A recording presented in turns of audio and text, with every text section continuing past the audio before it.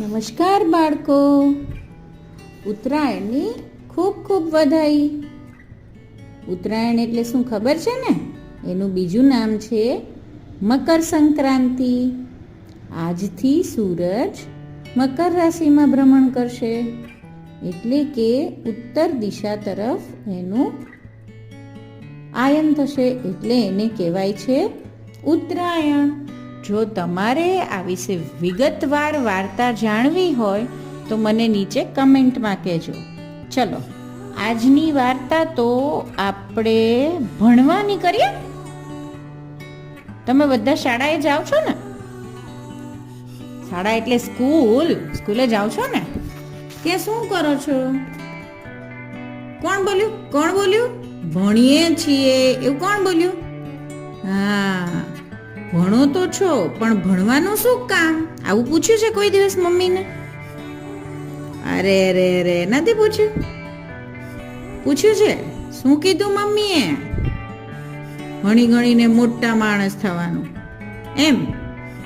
મોટા એટલે શું? મોટા એટલે કેવા? ભણવાનું શું કામ? આવું જ કેમ ભણવાનું? હું જ કેમ ભણું? આવું બધું તમે પૂછો છો? તમારા આવા કોઈ પણ પ્રશ્ન હોય તો એનો પણ આંટી જવાબ આપશે, પણ તમારે મને નીચે પૂછવું પડશે. આજે તો મારે તમને જે વાત કરવી છે ને, એ વાર્તાનું નામ છે ફક્ત ભણવું પૂરતું નથી. એટલે તમે શાળામાં જઈને જે ભણો છો, that is not enough. School learning is not enough. એવી વાર્તા કરવી છે, સાંભળવી છે?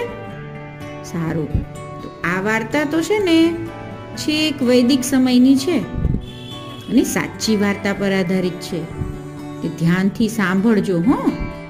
અને તમને આમાં શબ્દો ના સમજાય તો નીચે કમેન્ટમાં લખીને મોકલજો, એટલે હું સમજાવીશ. સારું, ચલો વાર્તા બાજુ જઈએ. વાર્તાનું નામ છે ફક્ત ભણવું પૂરતું નથી.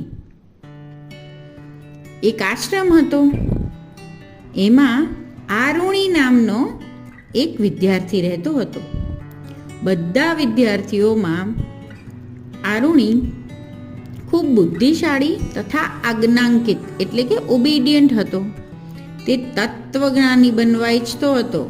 તત્વજ્ઞાની એટલે શું ખબર છે? ફિલોસોફર. હવે ગુરુ ઉદ્દાલક પણ તેની માટે ઉત્સુક હતા. પણ તત્વજ્ઞાનીની ડિગ્રી આજકાલ તો પીએચડી કરી લીધું ને મળી જાય, ત્યારે તો એવું નહોતું. ત્યારે તો પ્રેક્ટિકલી તમારે અમુક વસ્તુ સાબિત કરવી પડતી. દરેક વસ્તુની એક કિંમત ચૂકવવી પડે છે. તેમ તત્વજ્ઞાની બનવા માટે પણ કિંમત ચૂકવવી પડે ને? તો યોગ્ય કિંમતે યોગ્ય વસ્તુની પ્રાપ્તિનો સિદ્ધાંત અપનાવવામાં આવ્યો. આ સંસારમાં સસ્તા ભાવે કોઈ અમૂલ્ય વસ્તુ મળતી નથી. માટે આરુણીને 100 દુબળી ગાયો આપવામાં આવી. કેટલી? 100. અને કહ્યું કે આ ગાયોની સંખ્યા 1000 કરી લાવો. અરે બાપરે, 10 ગણી સંખ્યા. આવું એને કામ સોંપવામાં આવ્યું. અને હા, સાથે સાથે તે હૃષ્ટપૃષ્ટ થઈ જવી જોઈએ, એટલે કે એકદમ હેલ્ધી થઈ જવી જોઈએ.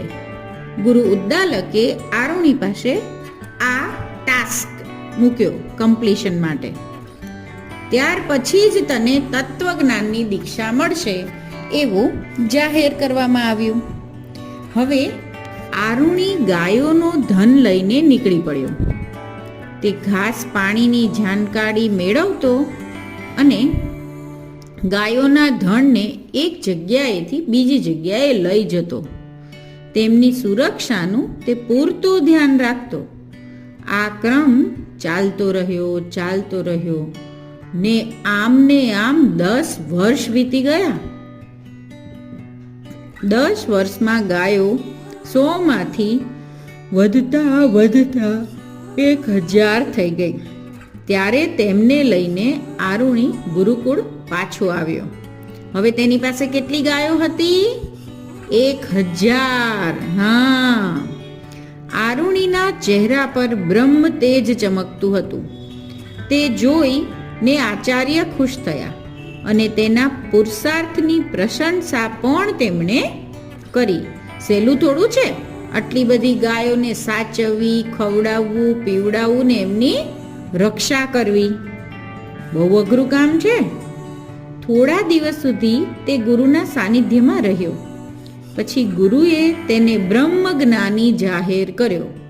એણે પેલા 10 વર્ષમાં 100માંથી 1000 ગાયો પૂરું કરવાનું ટાસ્ક પૂરો કર્યો હતો ને, એટલે લાંબા સમયથી ગ્રંથોનું અધ્યયન કરતા વિદ્યાર્થીઓએ આરુણીને થોડા જ સમયમાં નિષ્ણાત જાહેર કરવાનું કારણ પૂછ્યું તો ગુરુ ઉદ્દાલકે કહ્યું કે જ્ઞાનની પૂર્ણતા અનુભવ, અભ્યાસ અને આદર્શોને જીવનમાં ઉતારવાથી જ થાય છે. માત્ર વાંચવું લખવું પૂરતું નથી. સમજ્યા તમે?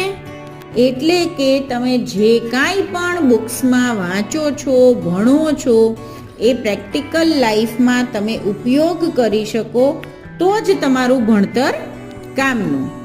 અને એ ઉપયોગ કરીને તમે અનુભવ મેળવો એ તમારા ભણતરનો તમને મળેલો રિવોર્ડ.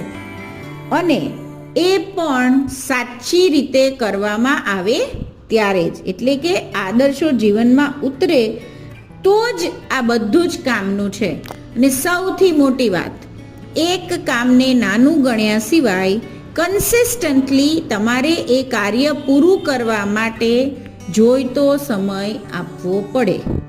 ખબર છે ને, આરુણીને 100માંથી 1000 ગાય કરવામાં 10 વર્ષ લાગ્યા. કેટલા? 10. એટલે તમે કોઈ પણ વસ્તુમાં પારંગત થવા ઈચ્છતા હોવ તો તમારે તે વસ્તુની શરૂઆતથી લઈ ને 10 વર્ષ એક જ વસ્તુ પકડીને મહેનત કરવી પડે. 2-4 વર્ષમાં કોઈ વસ્તુનું રિઝલ્ટ મળે નહીં. સમજી ગયા ને બચ્ચાઓ? તો તમને શું બનવું છે? આરુણીની જેમ તત્વજ્ઞાની કે બીજું કંઈ? મને કહેજો હો. નીચે કમેન્ટમાં મમ્મીને કહેજો, લખે.